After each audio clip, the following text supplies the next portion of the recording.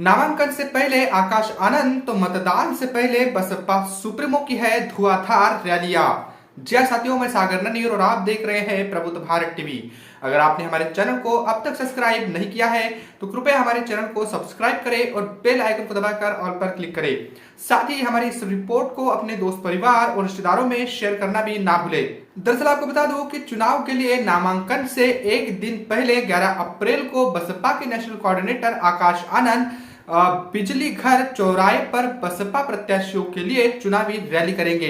वहीं मतदान से पहले 4 मई को कोटी मीना बाजार में राष्ट्रीय अध्यक्ष यानी बीएसपी के राष्ट्रीय अध्यक्ष बसपा सुप्रीमो भी रैली कर सकती है। बता दो कि एससी बाहुल्य आगरा सुरक्षित और फतेहपुर सीकरी सीट पर बसपा ने प्रत्याशी घोषित कर दिए हैं। आगरा सुरक्षित सीट से पूजा अमरोही और फतेहपुर सीकरी सीट से राम निवास शर्मा इनको चुनावी मैदान में बसपा ने उतारा है। दोनों सीटों पर बसपा का मूल वोट बैंक के साथ अन्य वर्ग के वोट से जीत दर्ज करने की रणनीति इस बार बसपा की है। यह 12 अप्रैल से नामांकन शुरू होंगे। इससे ठीक एक दिन पहले 11 अप्रैल को बसपा के नेशनल कोऑर्डिनेटर आकाश आनंद चुनावी रैली को भी संबोधित करेंगे। बता दूं कि इसी 11 अप्रैल को बसपा सुप्रीमो महाराष्ट्र के नागपुर में रहेंगी, जहां से वो चुनावी बिगुल का जहां से वो चुनावी प्रचार का शुरुआत करेंगी, बिगुल फूकेंगी। बता दो कि 11 अप्रैल को होने वाले आकाश आनंद इनकी रैली की जो तैयारियां है, इसके लिए जो खासी तैयारियां की गई है, इसमें आपको बता दो कि उनकी रैली के लिए बुद्ध विहार चक्की पाट बिजली घर को चुना गया है। मतदान 7 मई को है। इससे पहले 4 मई को बसपा की राष्ट्रीय अध्यक्ष बहन जी भी कोटी मीना बाजार में चुनावी रैली करेंगी। इससे पहले 2022 के विधानसभा चुनाव में भी बसपा सुप्रीमो ने कोटी मीना बाजार मैदान में चुनावी रैली की थी।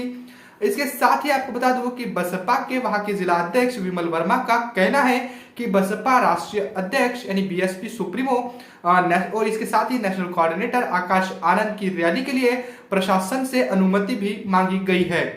तो ये बड़ी तैयारियां बसपा की ओर से चुनावी रैलियों को लेकर की जा रही है। इस बार बसपा जो है वो अकेले अपने बलबूते पर चुनाव लड़ रही है और बसपा इस बार इसी वजह से सुर्खियों में भी है।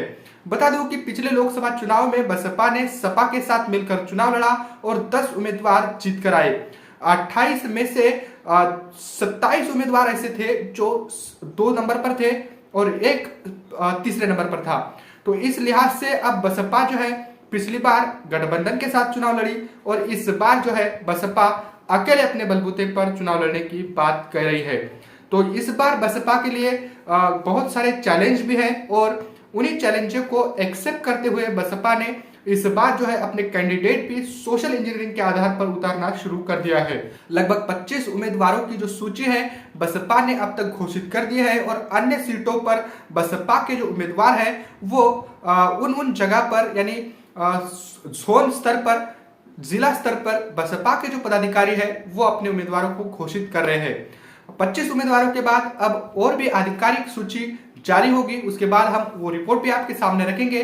लेकिन फिलहाल 11 अप्रैल को लेकर बड़ी खबर है कि बसपा सुप्रीमो नागपुर में सभा करेंगी।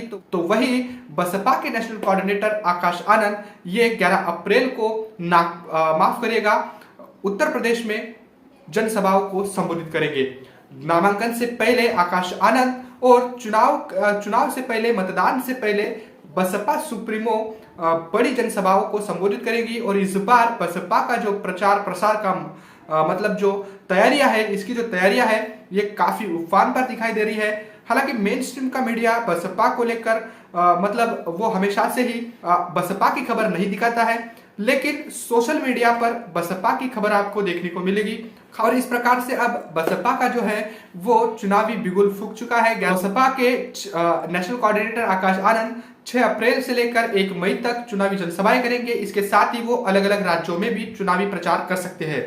इसके साथ ही खबर है कि बसपा सुप्रीमो भी 40 लगभग जनसभाएं पूरे देश में करेंगी, जिसमें उत्तर प्रदेश में ज्यादातर चुनावी रैलियां वो करेंगी। तो फिलहाल ये बड़ी खबर 11 अप्रैल को बसपा के नेशनल कोऑर्डिनेटर आकाश आनंद ये बिजली घर चौराहे पर बसपा के प्रत्याशियों के लिए चुनावी रैली करेंगे। बसपा के नेशनल कोऑर्डिनेटर आकाश आनंद की रैलियों को लेकर और बसपा सुप्रीमो लगभग 40 रैलियां इस बार करेगी। कैसे कुछ तैयारियां रहेगी, क्या कुछ मतलब इंतजाम किए जाएंगे, इसके संबंध में भी हम एक अलग से रिपोर्ट बनाएंगे। लेकिन फिलहाल जो खबर आ रही है, इस खबर को लेकर बसपा के नेशनल कोऑर्डिनेटर आकाश आनंद की सभाओं को लेकर और बहन जी की नागपुर में हो रही बड़ी जनसभा को लेकर आप क्या कुछ सोचते हो, कमेंट करके हमें जरूर बताइएगा। बने रहे प्रबुद्ध भारत टीवी के साथ, मिलते हैं अगली रिपोर्ट में, तब तक के लिए जय भीम, जय भारत।